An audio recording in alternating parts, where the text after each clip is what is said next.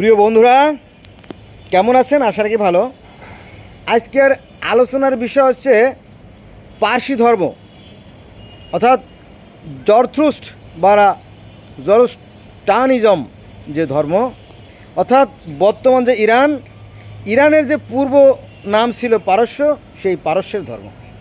চলেন, পৃথিবীতে কত ধর্ম যে আসছে আর কত ধর্ম যে চলে গেছে, এর হিসেব কে রাখবে বলেন? অনেকগুলো রাখা সম্ভব হয় না। যেমন এই মাদিয়ানের যে ধর্ম এক, তারপরে ব্যাবিলনীয় ধর্ম, সুমেরীয় ধর্ম, কেলেডীয় ধর্ম, অ্যাক্কাডীয় ধর্ম, সাবাই ধর্ম, মান্দাই ধর্ম, বাহাই ধর্ম, টেংরি ধর্ম, লুসাই ধর্ম। পৃথিবীতে হাজার হাজার ধর্ম আসছে, আবার বিলুপ্ত হয়ে গেছে।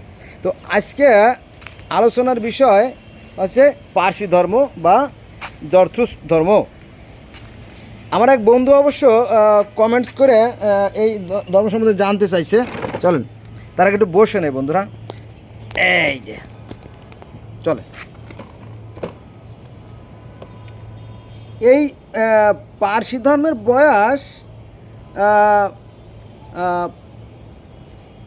প্রায় 5 থেকে 6,000 বছর আগে।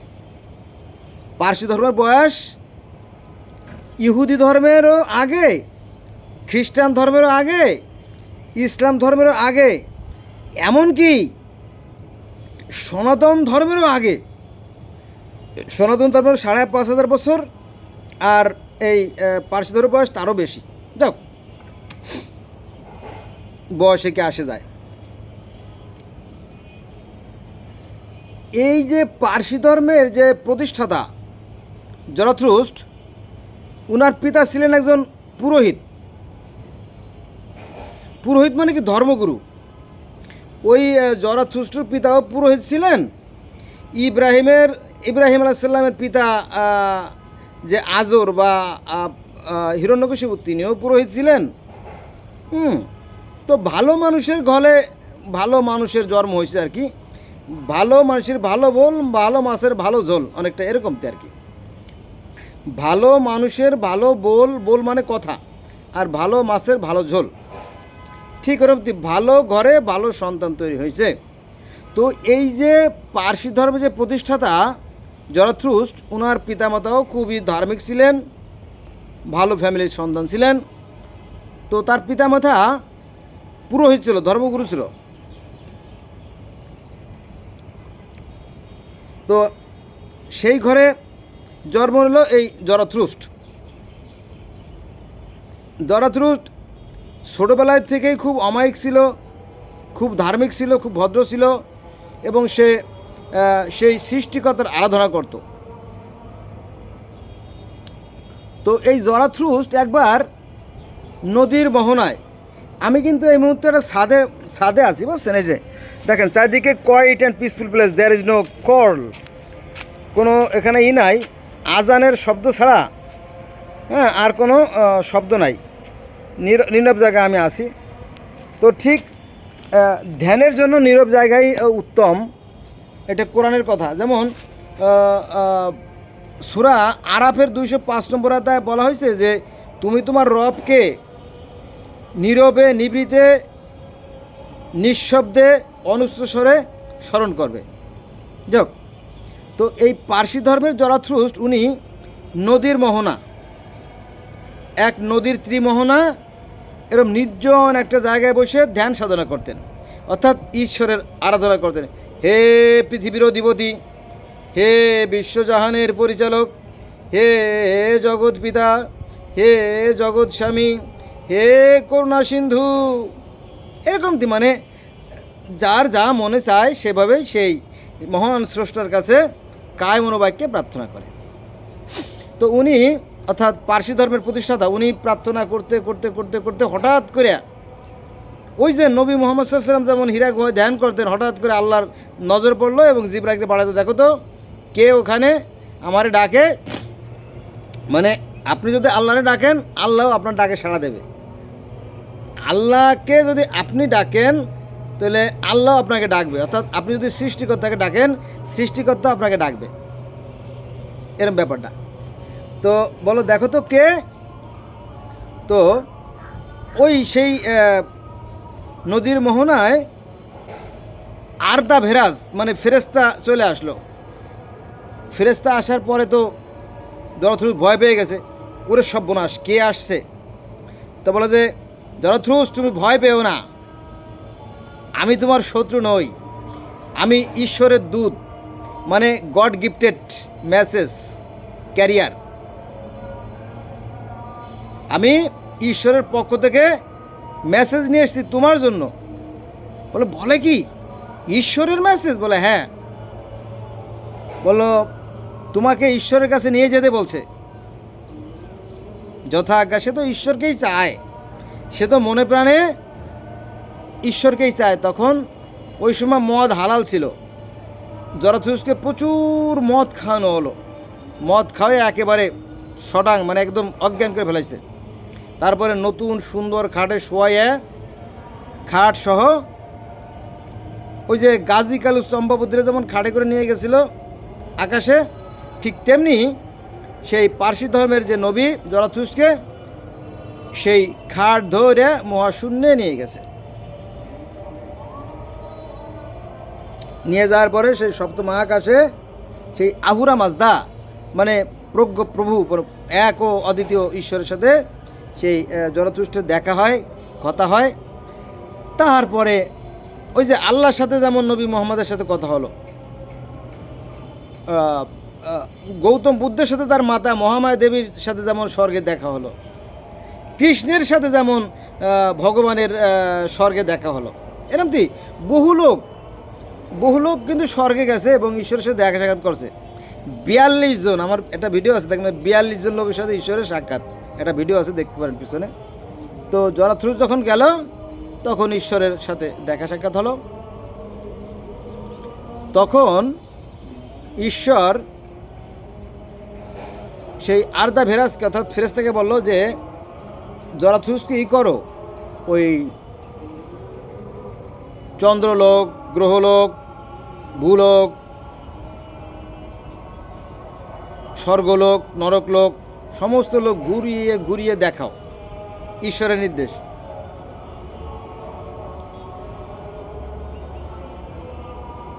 তো সত্যি সত্যি জরাথ্রুসকে সমস্ত ভুবন অর্থাৎ 7 আসমান ঘুরিয়ে ঘুরিয়ে দেখানো হলো। এই ঘুরে ঘুরে দেখতে দেখতে দেখতে দেখতে দেখতে দেখতে দেখতে 10 বছর পার হয়ে গেছে। কয় বছর? 10 বছর পার হয়ে গেল। 10 বছর পার হয়ে যাওয়ার পরে তারপরে ঈশ্বরের কাছে, আহুরা মাজদের কাছে ফিরে আসছে। আসার পর যে হে প্রভু, আমি তোমার সমস্ত রাজ্য ঘুরে ঘুরে দেখছি। বলো মনে থাকবে? বলো থাকবে, কেন থাকবে না? বলো তুমি পৃথিবীতে যায় যারা অধার্মিক, যারা ঈশ্বরকে মানতে চায় না, তুমি তো আমার দেখে গেলে, তুমি যে সবার কাছে প্রচার করবা যে ঈশ্বর আছেন, স্বর্গ রাজ্যও আছে, সেখানে যেতে হলে সৎকর্ম প্রয়োজন, আর যারা অসৎকর্ম করবে তারা তো ধ্বংস হয়ে যাবে। তো সত্যি সত্যি জরাথ্রুস, হ্যাঁ রে জ্বালা রে, এ দেখেন আজান, এটা একটা পরিবেশ দূষণ, এটা কিন্তু কোরআনে নাই, অন্যায়। এরা মনে করে যে আমরা বিশ্ববোধা জয় করে ফেলবো না, ইসলাম ধর্ম কখনো আলোর মুখ দেখতে পারবে না। এরা মুখে শুধু ইসলামের কথা বলে, বাস্তবে কোনো ইসলাম নাই এদের। এরা পরিবেশ দূষণ করে, মানুষের ক্ষতি করে, এরা দেশে টোটালি আইন নাই। আমার মেজাজটা খারাপ করে দিল। এই বাংলাদেশে প্রতিদিন 11 জন লোক খুন হচ্ছে সরকারি পুলিশের তথ্য মতে, এবং 22-25 জন লোক রোড অ্যাক্সিডেন্টে মারা যাচ্ছে। পরশুদিনকে 18 জন মারা গেছে ওই যে চট্টগ্রামে। তো কোনো বিচার নাই। টাকা দেবেন, আপনার ড্রাইভিং লাইসেন্স বাসায় এসে পৌঁছে দিয়ে যাবে। এত বড় অনিয়ম, এত বড় দুর্নীতিবাজরা মানে পৃথিবীর ইতিহাসে বিরল। এদের আবার কিসের ধর্ম? যাদের চরিত্রই ঠিক নেই তাদের আবার কিসের ধর্ম? আগে চরিত্র ঠিক করতে হবে। আল্লাহ কি কম শোনে? আল্লাহ কি কম শোনে যে আল্লাহরে অনেক জোরে শব্দ করলে আল্লাহ শুনতে পারবে? অথচ সূরা আরাফের 205 নম্বরে আয়াতে বলছে যে সূরা আরাফের 205 নম্বর আয়াতে আল্লাহ বলছে, তোমার নীরবে নিভৃতে সঙ্গোপনে মনে মনে অনুচ্চস্বরে আমাকে স্মরণ করবে। আজান দিয়ে একেবারে বিরাট কিছু একটা করে ফেললাম, অথচ দেশে কোনো আইন বিচার বলে কিছু নাই। যত চিটার, বাটপার, চাঁদাবাজ, সন্ত্রাসী, ভূমিদস্যু, হ্যাঁ, হিরোইনখোর, গাঁজাখোর, তারা রাজনীতি করে, যত বেয়াদবরা রাজনীতি করে। এই দেশে আইছে ধর্ম প্রচার করতে। কিসের ধর্ম? ধর্ম থাকলে আছে জাপানিদের, ধর্ম থাকলে আছে জার্মানিদের, ধর্ম থাকলে আছে আমেরিকানদের। আপনি আমেরিকার রাস্তায় একটা ময়লা ফেলাই দেখেন, সাথে সাথে পুলিশ অ্যারেস্ট করবে। আপনি ট্রাফিক সিগন্যাল অমান্য করে একটু গাড়ি চালাই দেখেন, সাথে সাথে আপনার 4,000 টাকা জরিমানা করে ফেলবে। আইন, ধর্ম ওই সমস্ত দেশে আছে। কিসের ধর্ম? এদের কোনো ধর্ম আছে নাকি? শুধু লোভ। সরি বন্ধুরা, মাইন্ড করেন, আমার মেজাজটা খারাপ করে দিয়েছে। আজান শেষ হোক, তারা কথা বলবো। বন্ধুরা ফিরে আসলাম, আজান শেষ হয়েছে। সৃষ্টিকর্তা হচ্ছে অন্তর্যামী, তিনি মানুষের অন্তরের খবর রাখেন। এখানে কে লম্বা তসবি টিপলো, কে মাথায় লম্বা টুপি দিল, নাকি লম্বা পাগ, এইগুলোর কি প্রয়োজন? একজন মানুষ ভালো কিংবা মন্দ সেটা তো আল্লাহ জানেন, অন্তরের খবর তিনি রাখেন। তার আচার আচরণ, চলাফেরা, উঠা বসার মাধ্যমে প্রকাশ পাবে সে লোকটা ভালো কিংবা মন্দ। এই যে ফুলের ঘ্রাণ, এই ফুলের ঘ্রাণ কি দেখানো যায়? ফুলের ঘ্রাণ তো দেখানোর জিনিস না, এটা তো সুইট স্মেল, এগুলো তো মানে অনুভূতির ব্যাপার, তাই না? যাক, মূল কথা আসি। তো সেই আর্দাভেরাস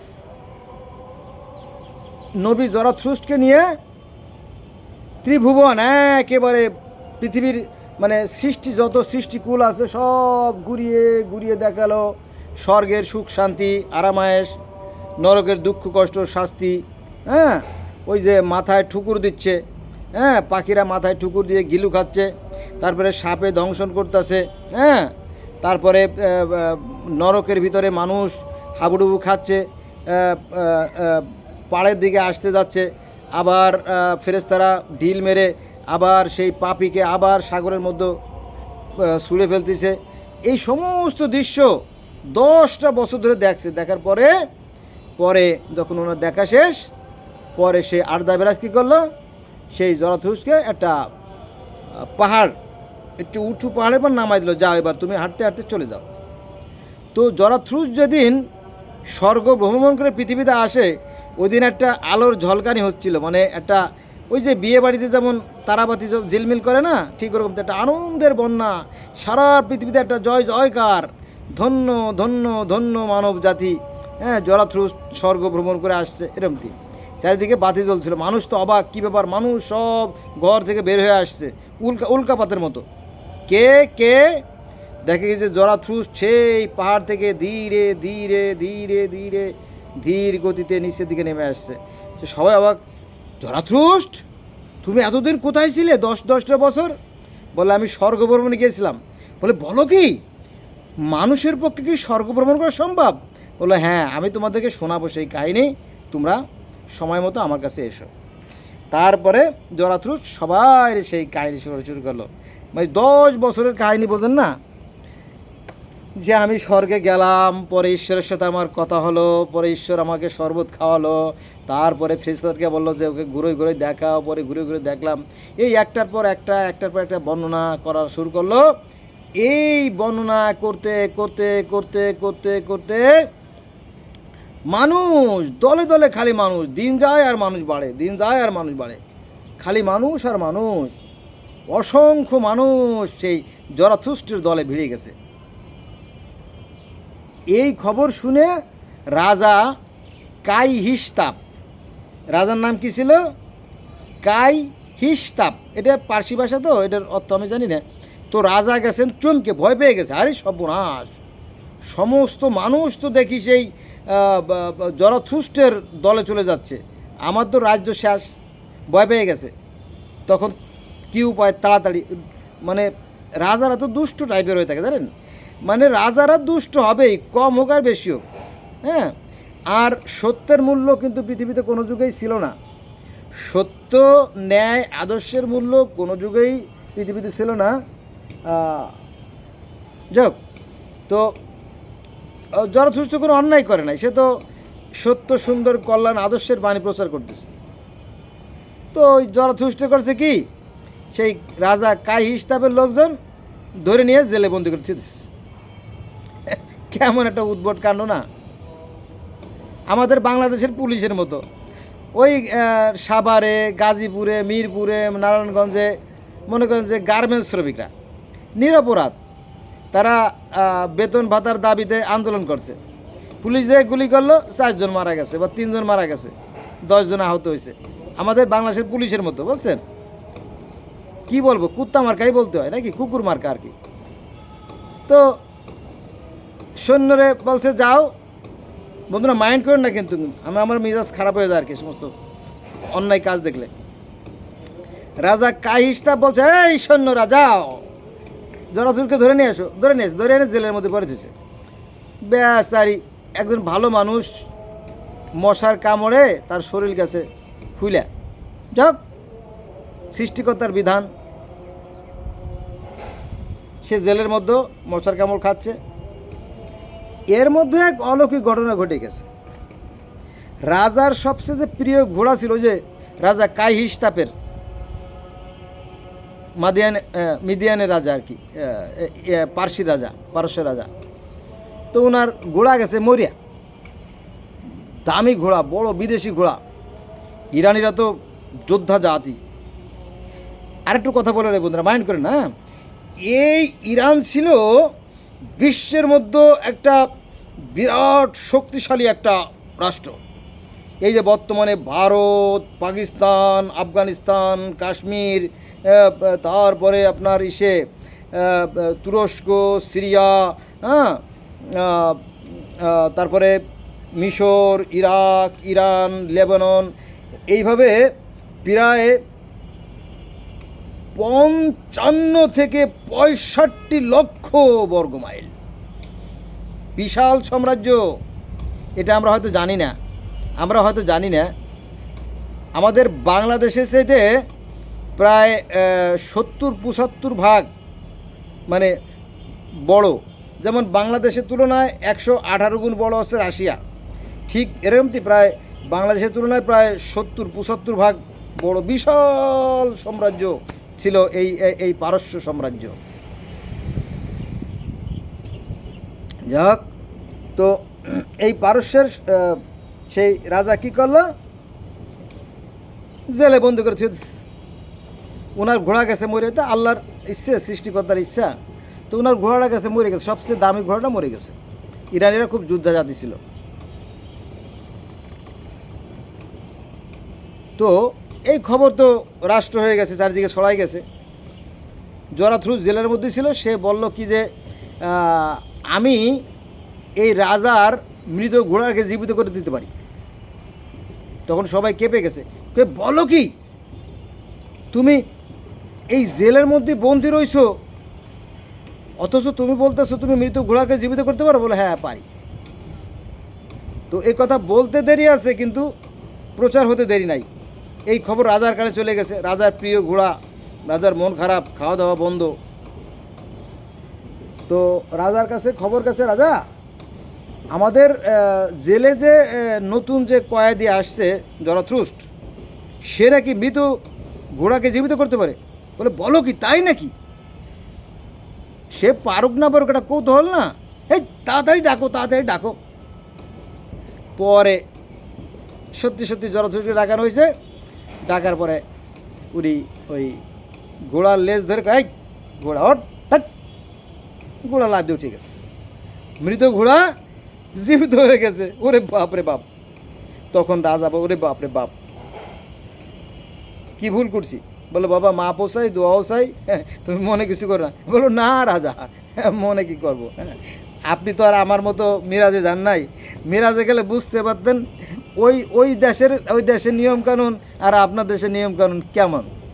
বাবা আমার ভুল হয়ে গেছে, আমি ক্ষমা প্রার্থী। তো ওই সময়কার একটা নিয়ম ছিল যে রাজা যদি ধর্ম চেঞ্জ করে, তাহলে প্রধানমন্ত্রী, তারপরে আপনার অন্যান্য সেনাপতি, হ্যাঁ, সবাই একসাথে ধর্ম পরিবর্তন করে ফেলে। তো ওই যে শাসানীয় বংশধর, ইরানের যে সাসানিয়া বংশধর, এই সাসানিয়া বংশের সবাই একসাথে সেই জরাথ্রুস্ট এর ধর্ম অর্থাৎ পার্সি ধর্ম গ্রহণ করলো। ঠিক আছে, এই শুরু হলো নতুন যাত্রা।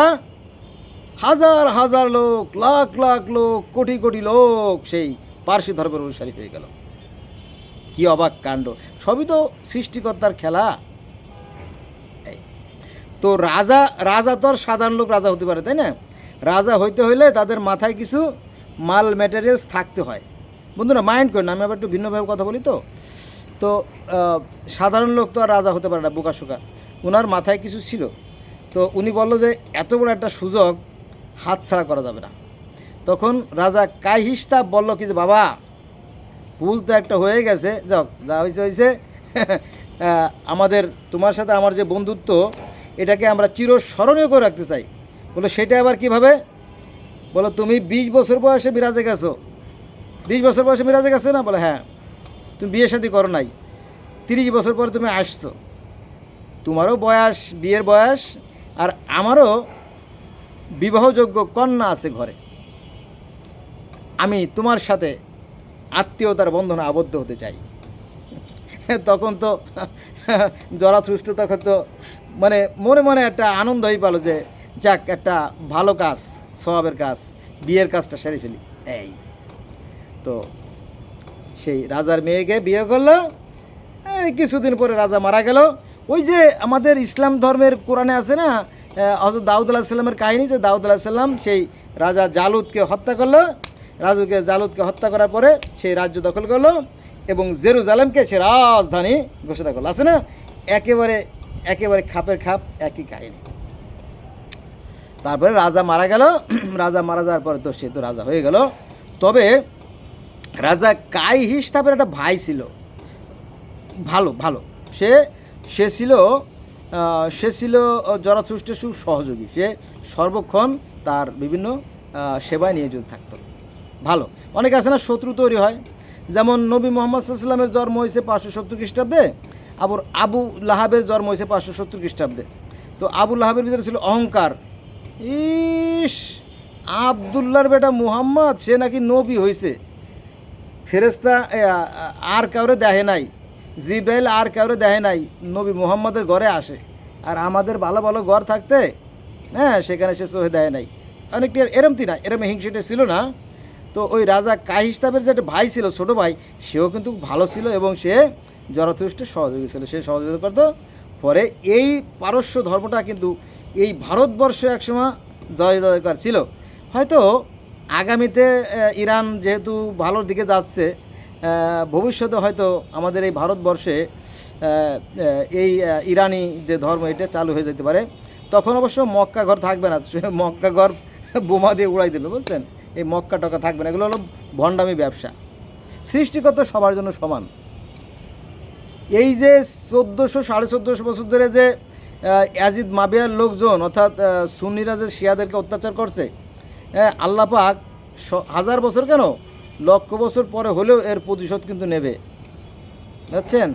আল্লাহর বিচার বোঝা যায় না আর কি। ঠিক আছে, ইরানিরাই হচ্ছে প্রকৃত মুসলমান। ইরানিরা হচ্ছে সেই যে ইমাম হোসেনের বংশধর, আর নবী মুহাম্মদ সাল্লাল্লাহু আলাইহি ওয়াসাল্লামের আহলে বায়ত অর্থাৎ সেই 12 ইমামের বংশধর, অর্থাৎ আলী হাসান হোসেনের যে বংশধর, মা ফাতেমার যে বংশ, তারাই মূলত এই ইরানের মুসলমান, বুঝছেন? এই শিয়ারাই প্রকৃত মুসলমান। আর এই সুন্নিরা হচ্ছে নবীর শত্রু, অর্থাৎ এই যে ইয়াজিদ মাবিয়া তো নবীর শত্রু ছিল।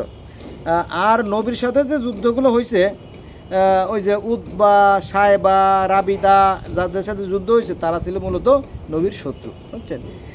নবী মুহাম্মদ মরে যাওয়ার পরে নবীর জমিটা, ওই যে ফাইকের জমিটাও কেড়ে নেওয়া হলো, তারপরে ক্ষমতাও কেড়ে নেওয়া হলো। এগুলো আমাদের আলেমরা বলতে চায় না, বুঝছেন? এই সত্য কথাটা বলতে চায় না।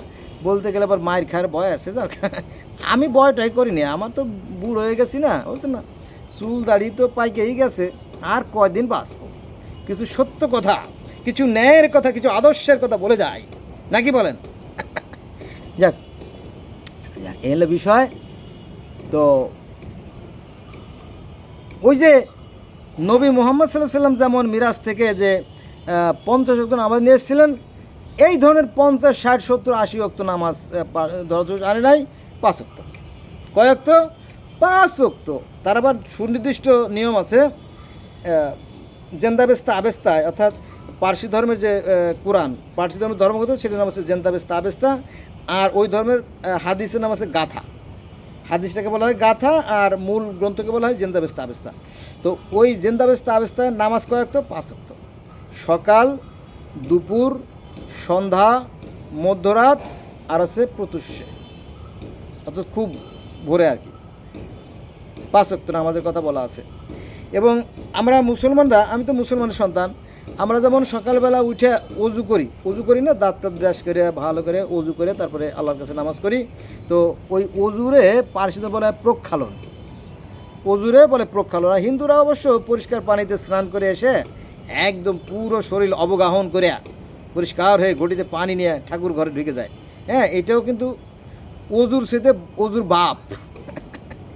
প্রত্যেকটা ধর্মই সুন্দর বন্ধুরা, প্রত্যেকটা ধর্ম সুন্দরকে দেখেন যে গোলাপে এক ধরনের সেন্ট, হাসনা হেনায়, বেলিতে, বকুলে, তারপরে কদম, এখন তো বৃষ্টি বর্ষাকাল, কদম গাছে এক প্রকার ঘ্রাণ। সব ফুলই যেমন সুন্দর না, প্রত্যেকটা ধর্মও কিন্তু তেমন সুন্দর, বুঝছেন, যদি পালন করা হয়। ভালো ভালো, প্রত্যেকটা ধর্মই ভালো। কিন্তু অধিকাংশ মানুষ, বিশেষ করে আমাদের মুসলমানদের মধ্যে এই ধর্ম নিয়ে অহংকার বেশি। এই ধার্মিকতার অহংকার তাদের মধ্যে এমনভাবে বাসা বাঁধছে যে সর্বনাশ হয়ে গেছে। হ্যাঁ, এখন ইসলাম ধর্ম 73 না 135 ভাগে ভাগ হয়ে গেছে। এর কোনটা যে ল্যাজ আর কোনটা যে মাথা খুঁজে পাবেন না। যাক, ধর্ম হয়েছে মূলত বিশ্বাস থেকে। এই যে বিশ্ব ব্রহ্মাণ্ড সুশৃঙ্খল ও সুনিয়ন্ত্রিতভাবে পরিচালিত হচ্ছে, নিঃসন্দেহে এর পিছনে একটা শক্তি আছে। তিনি কোনো কায়াযুক্ত নন, তিনি একটা শক্তি। হ্যাঁ, তার বহুরূপ। হ্যাঁ, তিনি সর্বত্র আছেন। কোরআনও তাই বলে যে তার আসন, অর্থাৎ আল্লাহর আসন হচ্ছে আকাশ এবং পৃথিবী ব্যাপিয়া, অর্থাৎ তিনি সর্বত্রই বিরাজমান। এটা আপনারা পাবেন 2 নম্বর সূরা আল বাকারার 155 নম্বর এবং 115 নম্বর আয়াতে, ঠিক আছে। আর যদি 57 নম্বর সূরা হাদীদের 3 নম্বর আয়াত পড়েন, তাহলে সেখানেও আপনি দেখবেন যে ওই একই কথা, যে আল্লাহু আল আউয়ালু, আল্লাহু আল আকেরু, আল্লাহু আল জাহেরু, আল্লাহুল বাতেনু, অর্থাৎ সৃষ্টির পূর্বে তিনি একাই ছিলেন, আবার সব কিছু যখন লীন হয়ে যাবে তারপরে তিনি একাই থাকবেন, আর কিছুই থাকবে না। তিনি প্রকাশ্যও আছেন, তিনি গোপনে আছেন। তবে আমরা বুঝতে পারি না, সাধারণ চোখে তাকে দেখা যায় না, কিন্তু যারা জ্ঞানী তারা উপলব্ধি করতে পারে। যেমন এই যে গাছ, দেখেন আমাদের সামনে একটা গাছ দেখছেন না, এই গাছ হচ্ছে আমাদের সাক্ষাৎ ভগবান। এই গাছ না থাকলে কিন্তু আমরা বাঁচবো না। এই যে গাছ দেখছেন না, এটা সবেদা গাছ। কিন্তু এই গাছ নাই তো পৃথিবীতে মানুষ কেন একটা প্রাণীও বেঁচে থাকতে পারবে না। কিসের কারণে জানেন? অক্সিজেনের অভাবে।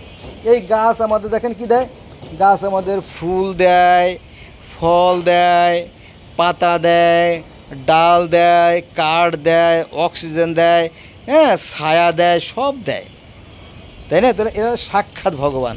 এই জন্য হিন্দুরা কিন্তু গাছের পূজা করে। এটা কিন্তু অমূলক না। পূজা করা মানে কি মাথা ঠেকাইয়া হে তুমি আমার ভগবান, তা না, মানে কারোর প্রতি শ্রদ্ধা নিবেদন করার নাম হচ্ছে এই পূজা। হ্যাঁ, তো গাছের পূজা করা খুব দোষের কিছু না।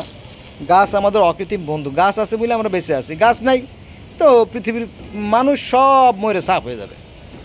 গাছ নাই, মৌমাছি, প্রজাপতি, ফড়িং, টিকটিকি, উল্লা ডেল্লা, গরু, ছাগল, হাঁস, মুরগি, ভেড়া, কুত্তা সব মরে সাপ, তাই না? একটার সাথে একটা সম্পর্কযুক্ত, ঠিক আছে বন্ধুরা। আমি কিন্তু এক কথা বলতে যাই আর এক কথা চলে যাই, মাইন্ড করবে না, কিন্তু মাইন্ড করলে তো কিছু করার নাই।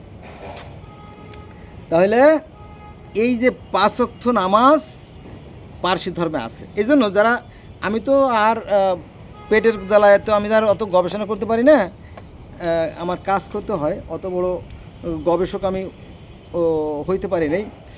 তো যারা ধর্ম বিষয়ে অভিজ্ঞ জ্ঞানী তারা বলতেছে যে এই পার্সি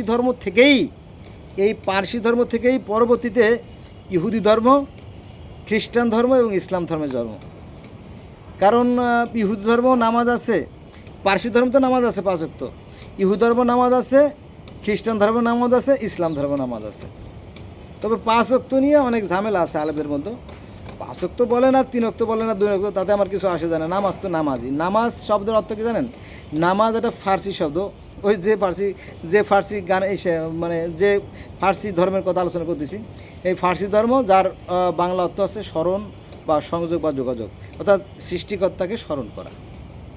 ঠিক আছে, এটাকে বলা হয় সালাত। সালাদরে বানাইছে নামাজ। আর বাংলায় করতে গেলে মানে প্রার্থনা বা বন্দনা, এই আর কি। তো 5 ওয়াক্ত নামাজ সেখানেও আছে, পার্সি ধর্মে আছে। তারপরে নামাজের আগে প্রক্ষালন। প্রক্ষালন মানে কি? অজুও আছে, তাহলে সব আছে। ওক্তও আছে, তাই না? ওক্তও আছে, আজানও আছে, তারপরে সবই তো আছে। তারপরে কলেমা আছে। ওই যে কলেমা আছে, আমি বলি কলেমাটা বলতেছি।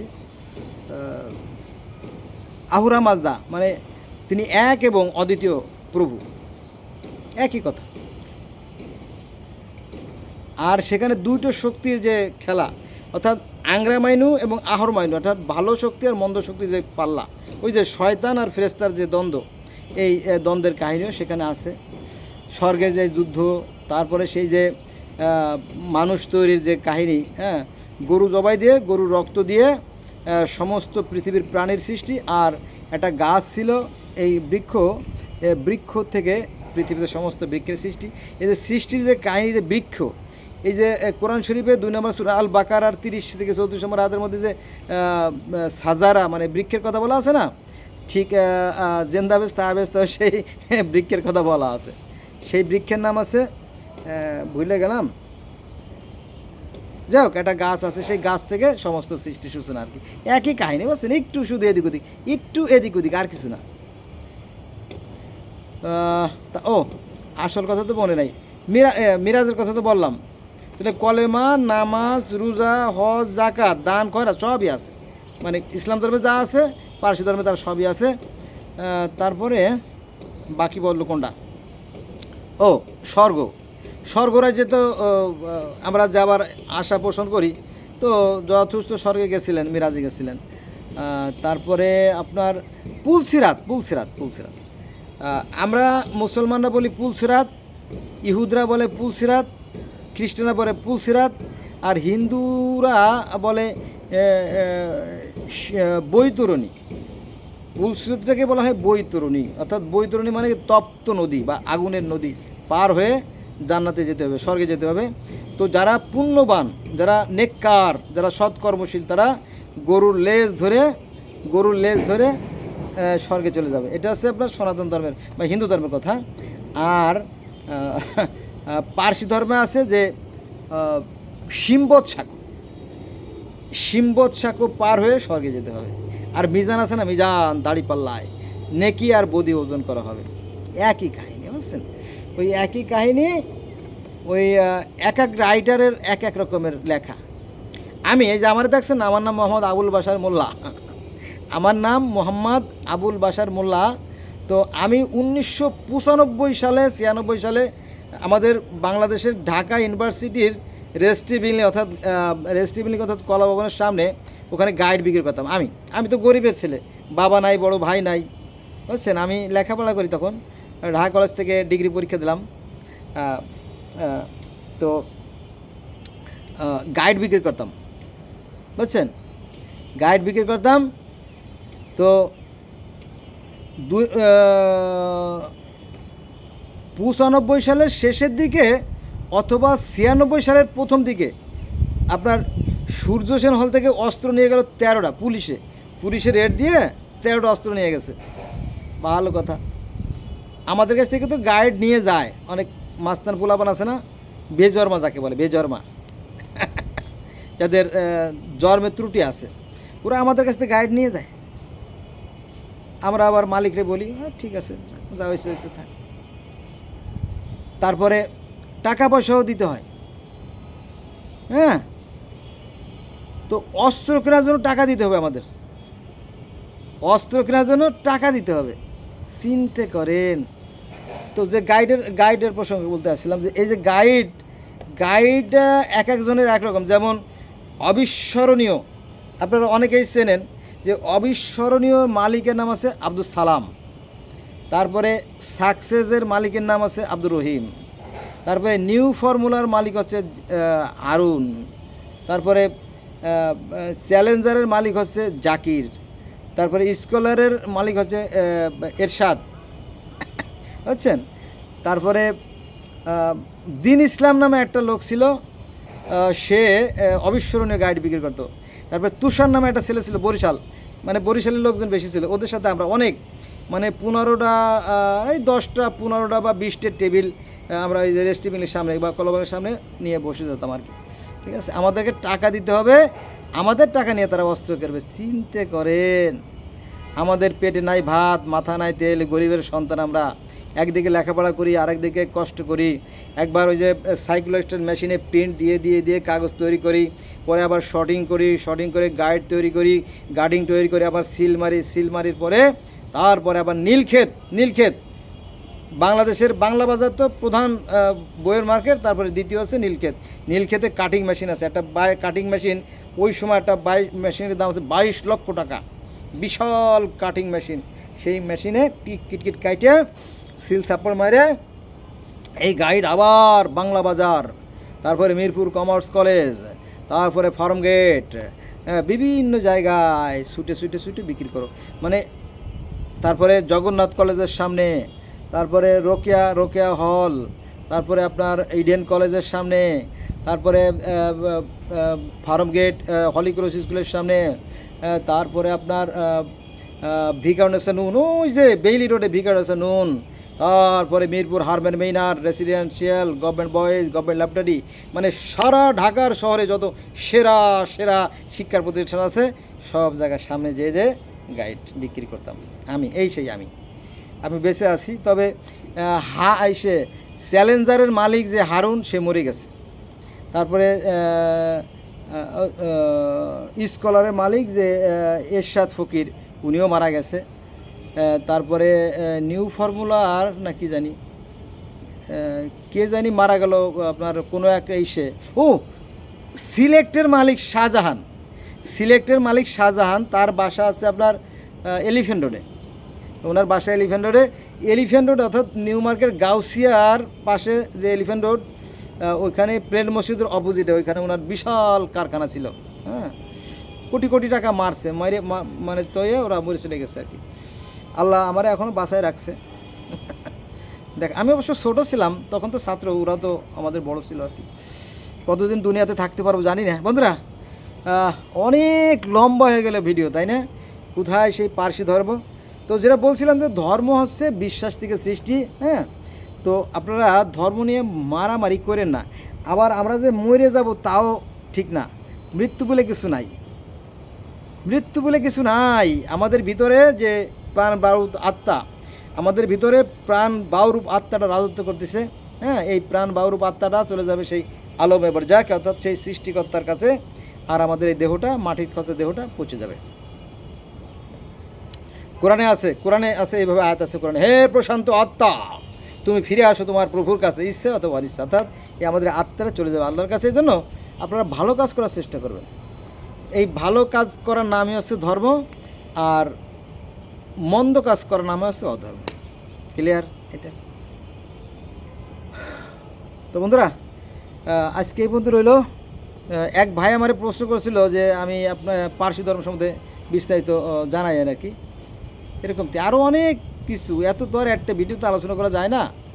তো যারা ধর্ম বিষয়ে বিজ্ঞ তাদের দাবি হচ্ছে যে এই পার্সি ধর্ম থেকেই পরবর্তীতে ইহুদি ধর্ম, খ্রিস্টান ধর্ম, পরে ইসলাম ধর্মের জন্ম। আর আমাদের, যেহেতু আমি মুসলমানের সন্তান, আমাদের নবী হজরত মুহাম্মদ সাল্লাল্লাহু আলাইহি সাল্লামের একজন প্রিয় সাহাবী ছিল সালমান ফার্সি। সেই সালমান ফার্সির বাড়িও ছিল পারস্যে, বুঝছেন। এই সালমান ফার্সি একজন ভালো একজন সাহাবী ছিল নবী মুহাম্মদ সাল্লাল্লাহু আলাইহি সাল্লামের। তারপরে ওই যে বুহাইরা, মনে আছে?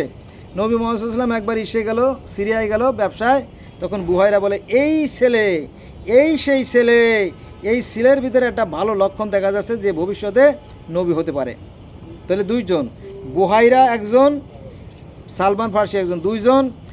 আর খাদিজা অর্থাৎ নবীর স্ত্রী খাদিজার চাচা অথবা শাস্তো ভাই, ওই যে ওরাকা বিন নওফেল, সে বলেছিল যে এই মোহাম্মদ একসময় নবী হবে। তাহলে এত লোকে যদি নবী কয় তাহলে সে তো নবী হতেই পারে। তারপরে ছোটোবেলা থেকে সে যে আলামিন, তার মধ্যে ছিল অনেক সদ্গুণের সমারোহ। যাই সব কিছু মিলে একটা কুণ্ডলী পেকে গেছে, আর বাকিটা আলোচনা করব না। ঠিক আছে বন্ধুরা, এইটা কি, তো সত্য চিরকালই সত্য, সুন্দর চিরকালই সুন্দর, আর কুৎসিত চিরকালই কুৎসিত। ঠিক আছে, এই আলি বিষয়। দুটো পথ, একটা ভালো পথ, একটা মন্দ পথ। এখন আপনি কোন পথে যাবেন এটা কিন্তু কোরআনেও আছে বন্ধুরা। হ্যাঁ, কোরআনে বলা আছে যে আমি কি তাকে দুটো পথ দেখাইনি, একটা হচ্ছে ভালো পথ, একটা মন্দ পথ। এখন সে কোন পথে যাবে তার একান্ত অভিপ্রায়। ঠিক আছে, এই জন্য পৃথিবীতে হচ্ছে আর দুনিয়া ফেল আখেরা, এই দুনিয়া হচ্ছে আখেরাতের শস্যক্ষেত্র। আপনি যেমন কর্ম করবেন তেমন ফল পাবেন, এটাই। প্রত্যেকটা ধর্মই একই একই। বুঝছেন? যে কোনো একটা ধর্ম বেছে নিলেই ভালো। মনে করেন যে আপনি কোথাও যাবেন, বিমানেও যেতে পারেন, যশোর যাবেন বিমানে যেতে পারেন, তারপরে ট্রেনে যেতে পারেন, বাসে যেতে পারেন, অথবা প্রাইভেট কার, মাইক্রো, যে কোনো একটা পথে, অথবা মোটরসাইকেলে যাওয়া যায়। অনেকে মোটরসাইকেল যায়, পদ্মা সেতু হওয়ার পরে মোটরসাইকেল যায়। তো মানে মোট কথা আছে যে নিরাপদে গন্তব্যে পৌঁছানো পারাটাই মূল লক্ষ্য আর কি। তো ঠিক তেমনি আপনি যে কোনো একটা ধর্ম ধরে ভালো কর্ম করে যদি আপনি স্বর্গে পৌঁছতে পারেন তো আলহামদুলিল্লাহ, সেটাই সবচেয়ে বড় সার্থকতা। এই জন্য সবচেয়ে বড় কথা হচ্ছে ভালো কাজ করতে হবে। হ্যাঁ, যত ভালো কাজ আছে এটাই ধর্ম, আর যত মন্দ কাজ আছে এটা অধর্ম। Thanks a lot for watching my video.